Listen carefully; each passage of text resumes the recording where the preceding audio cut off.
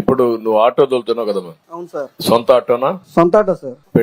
పెట్రోలా డీజిలా? డీజిలే sir. Diesel. దీన్ని ఇప్పుడు electrical vehicle గా మార్చుకుంటే నీకు ఖర్చు తగ్గుతుంది కదా? తగ్గుతుంది సార్. ఏమైనా ఆలోచించావా దిశగా?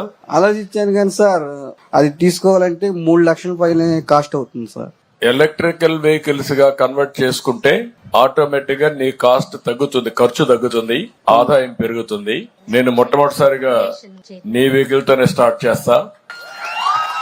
ఎలక్ట్రికల్ వెహికల్ ఇంట్లోనే ఛార్జ్ చేసుకోవచ్చు నువ్వు. నేను ఒకసారి కలెక్టర్ నువ్వు కలువు, ఏం చేయాలి నేను గైడ్ చేస్తాం, దాని ప్రకారం ముందుకెళ్దాం. అందరికీ నమస్కారం అండి. ఆగస్టు 15వ తారీఖున గుడివాడ ముఖ్యమంత్రి వర్యులు నారా చంద్రబాబు నాయుడు గారు అన్నా క్యాంటీన్ ఓపెనింగ్ గుడివాడ రావడం జరిగింది. ఆ రోజు నాకు స్టేజీ మీద హామీ ఇచ్చిన ప్రకారం మీరు ఏ ఆటో తోలుతున్నారని సీఎం గారు అడిగారు. డీజిల్ ఆటో తోలుతున్నా అని చెప్పడం జరిగింది. ఇంకా ఖర్చు తగ్గే మార్గం ఏమైనా ఉందా అని ఆయనే అన్నారు. ఎలక్ట్రికల్ ఆటో ఇస్తానని అక్కడ స్టేజీ మీద నాకు వాగ్దానం చేశారు. అన్నమాట ప్రకారం ఈ ఆటో నాకు ఇప్పించారు. సీఎం గారికి ధన్యవాదాలు చెప్పుకుంటూ నేను ఎప్పటికీ సీఎం గారికి రుణపడి ఉంటానని, నా కుటుంబానికి ఎంతో ఆదాయం పెరుగుతుందని నేను నమ్ముతున్నాను. ఎందుకంటే డీజిల్ ఖర్చు ఉండదు కాబట్టి ఇంట్లోనే ఛార్జింగ్ పెట్టుకుని ఈ ఆటో తోలుకుంటే డబ్బులు ఆదా చేసుకోవచ్చు అన్నది మటుకి సీఎం గారు చెప్పింది అక్షరాల నిజమండి. సీఎం గారికి నేను రుణపడి ఉంటాను. సీఎం గారికి ధన్యవాదాలు. జీవితాంతం సీఎం గారి పేరు చెప్పుకుంటానని తెలియజేసుకుంటాను. ఇప్పుడు నువ్వు ఆటో తోలుతున్నావు కదమ్మా, అవును సార్. సొంత ఆటోనా? సొంత ఆటో సార్.